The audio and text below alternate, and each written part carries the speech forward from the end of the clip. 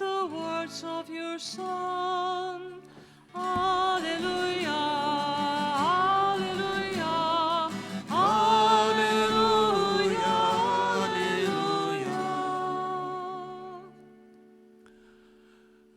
The Lord be with you. A reading from the Holy Gospel according to Matthew.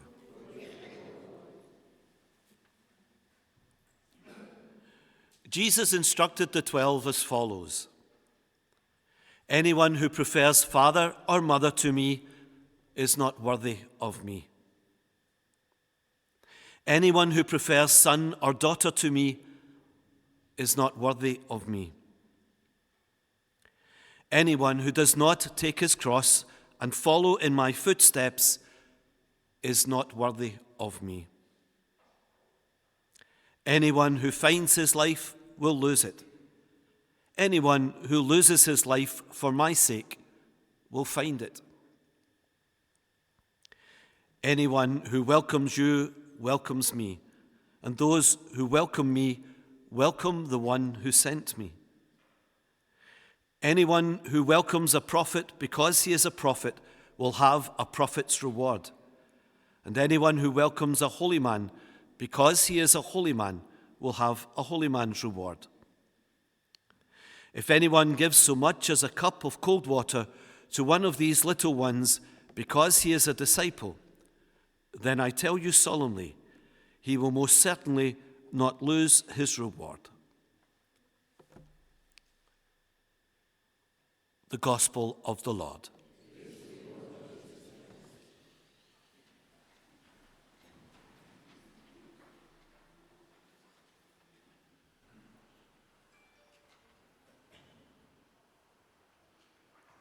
I don't know what your reaction is, but I find Jesus' words difficult here. Think about what he's saying.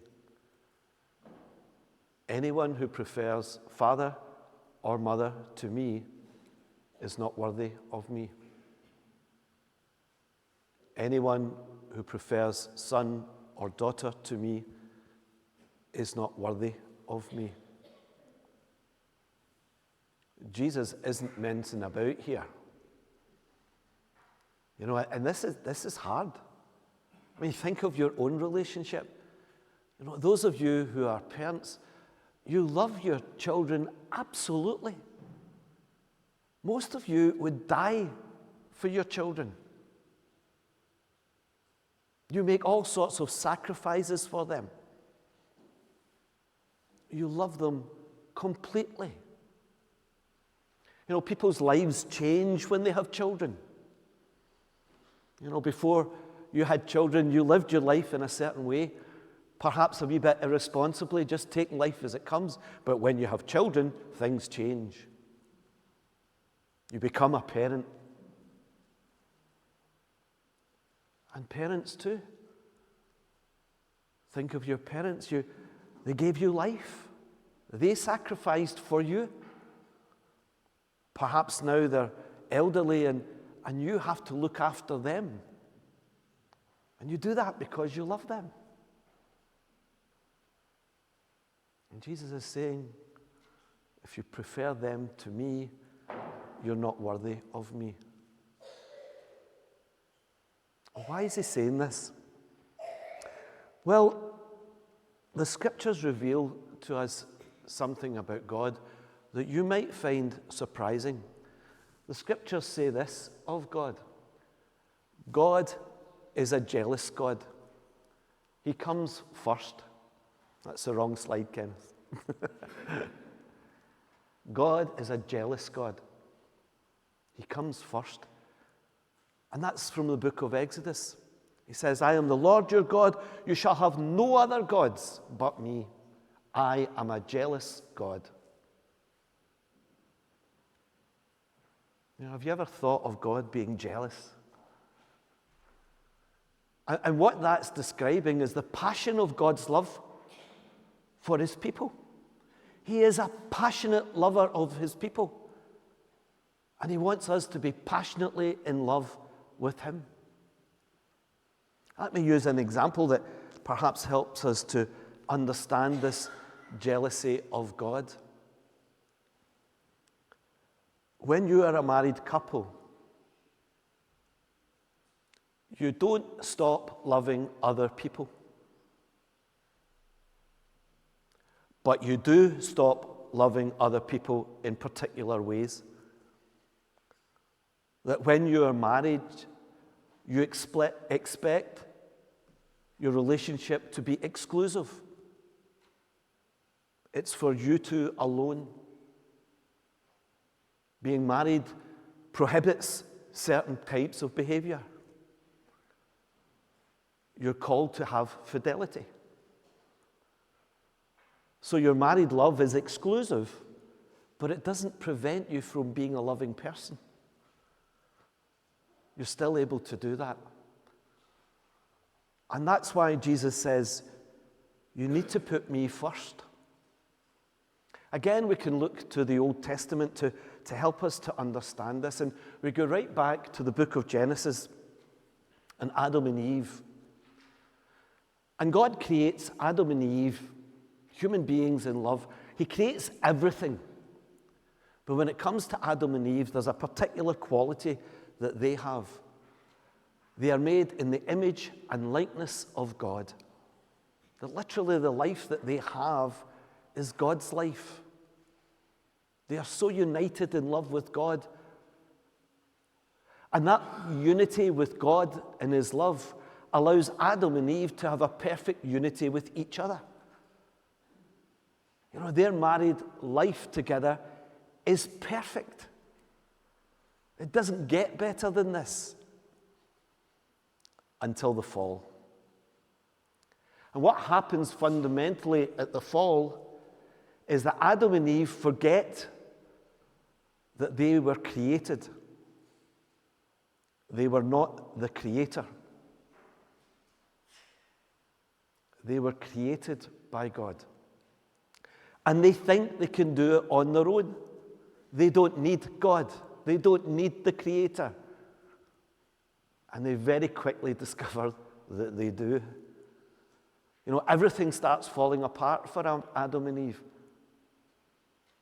You know, there's a separation between Adam and Eve now that wasn't there before. They misunderstand each other. They get on each other's nerves. They fight with each other. That wasn't there before. You know, they have children, 2 sons. And what do we find with the sons? They're jealous of one another. And eventually the jealousy consumes them to such a degree that Cain kills his brother Abel. There's murder in paradise. And then Cain is driven away and he founds the first city. And it's a mess. It's a disaster.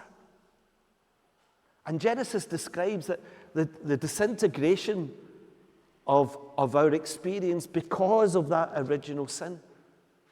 That sin that says, I don't need God. I don't need the Creator. I can do it on my own. And that's why Jesus is saying we have to put Him first. Putting Him first doesn't prevent us from loving one another, our parents, our children, each other. In fact, that's fundamental to who Jesus is. He tells us to do that. But He says to do that properly, you need to put your love of God first. If you get that right, if you get that relationship right, your other relationships will fall into place. And fundamentally, that's why Jesus is saying, you have to put me first. If you want to be a follower of mine, I have to be first in your life. And when I am first in your life, you will be my witnesses to everybody else in your life. You will bring the love that God has for you to fruit in your relationships with other people.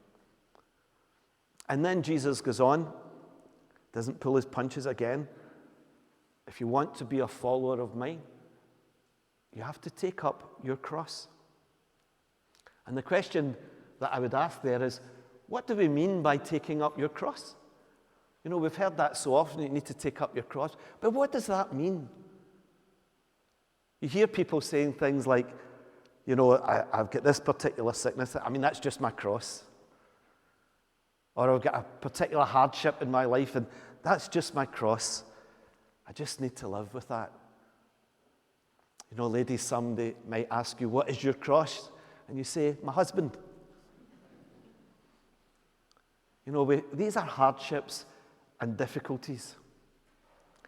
And that's not what Jesus means when he says you need to take up your cross. You know, Jesus had hardships and difficulties before he went to the cross. And Jesus' listeners, the disciples, would understand completely what Jesus was getting at. The cross was a tool of torture. It was a place of execution. And Jesus taking up his cross is about, in obedience, offering himself totally, surrendering himself totally in love to the Father, so that you and I might be free of our sins and brought into salvation. That's the cross that Jesus is talking about. And so when he says to us, take up your cross, if you want to be worthy of me, you need to take up your cross.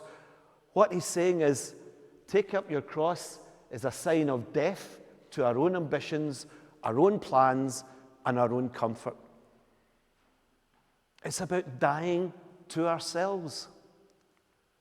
It's about living our lives in obedience to Jesus. And that involves sacrifice. That involves letting go.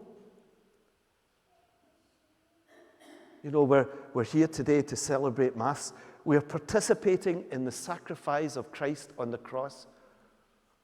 And what we do when we come here is we bring our sacrifices before God too. We assert our willingness to die to ourselves, to live the fullness of life that Christ offers us. And Jesus goes on and says, you know, if you lose your life, you'll find it. I mean, this is the paradox of the Christian life. We find our life by losing it. That runs against the grain of our culture. Our culture says, if you want to have life, then you have to go out there and grab it. Get as much as you can. Have as many experiences that you can. And what Jesus is saying, no, if you want to have real life, life that really matters, then you have to let go and give your life to Jesus.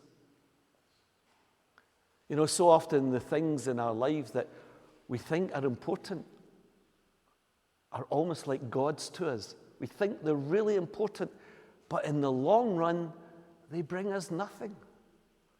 They fade away.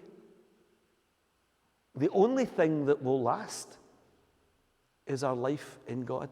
That is the only thing in our lives that will last to eternity, is our life with God. And so, here in this world, we are called to live already that fullness of life in the presence of God. It's not a future event, it's a present reality which begins in our baptism. And here's the kind of strange thing. The worst thing in our lives that God permits to happen will always be much better than the best that the world has to offer.